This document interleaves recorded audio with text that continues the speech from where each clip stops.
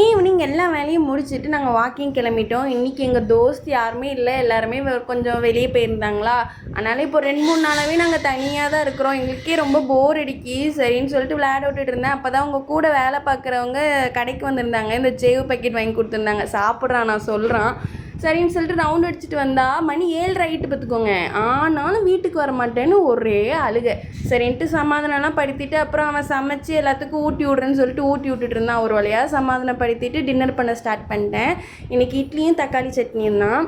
நான் சொல்லியிருந்தேன்ல எங்கள் ஃப்ரெண்ட்ஸ் எல்லாம் வெளியே போயிருக்காங்கன்னு. இப்போ தான் எனக்கே ஃபீல் ஆகுது, சார் ஹிந்தி கற்றுருந்தா கொஞ்சமாதிரி யார்கிட்டையாவது பேசியிருக்கலாமே அப்படின்னு சொல்லிட்டு. ஏன்னா ரொம்ப போர் அடிக்குது இப்போ 2-3 நாளாக.